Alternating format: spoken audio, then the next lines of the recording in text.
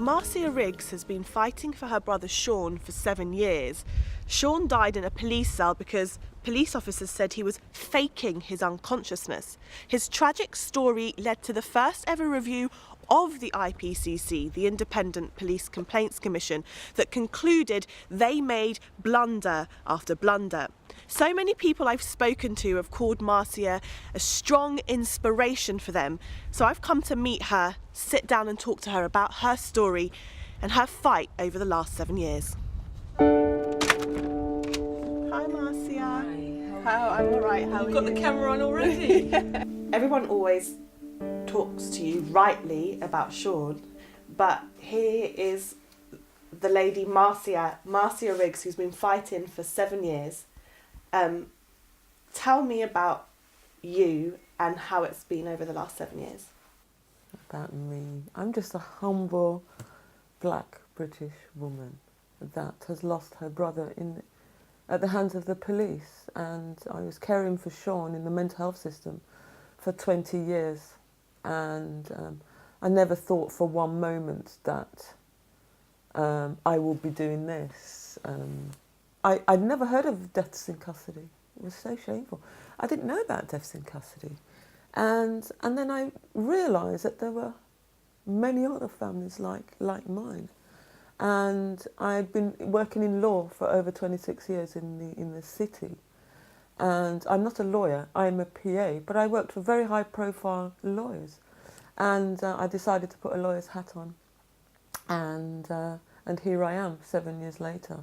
I'm compelled to do it. This is my journey. This is what I was meant to do. A police officer has never been convicted for any wrongdoing or misconduct, for manslaughter or murder.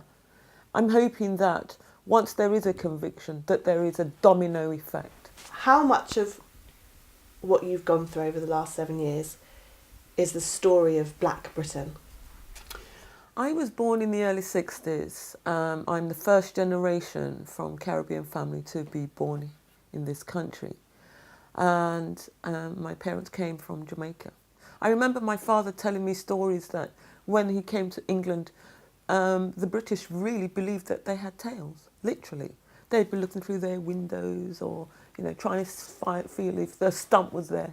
They worked really hard in this country. They fought in the war for this country. And yet, for decades, there is racism. We receive racism literally for the colour of our skin. I remember being told, to go back to your own country.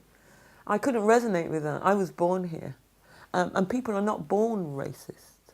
They're taught it. And now in 2015, racism does still exist, unfortunately, and I know it raises its ugly head, and it's quite embarrassing for this country. How has this journey changed you as a person? I was actually quite a shy person before. You wouldn't believe that I am the same. I don't believe, or members of my family and my close friends cannot believe that in the 90s and now in 2015 that it's the same Marcia.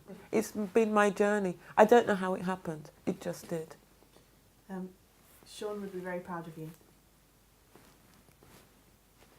Yes, I think so. I think so.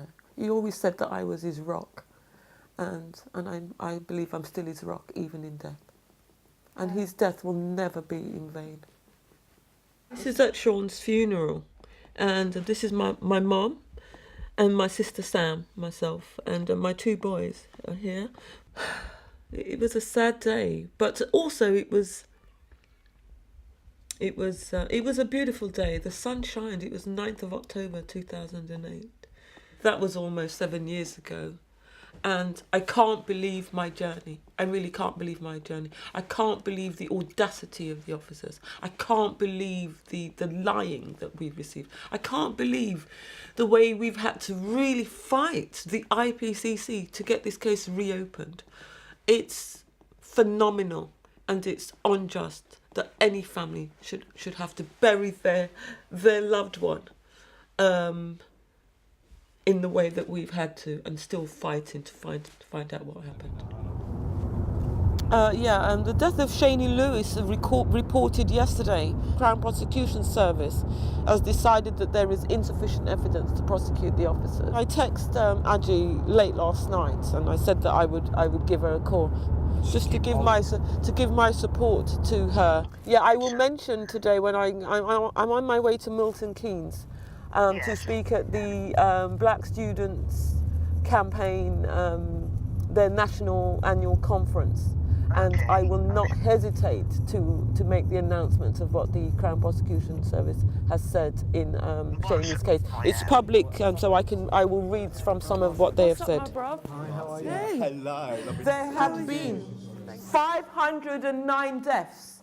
There's only been, and there's been 10 unlawful killing verdicts, 5 prosecutions, and 0 convictions.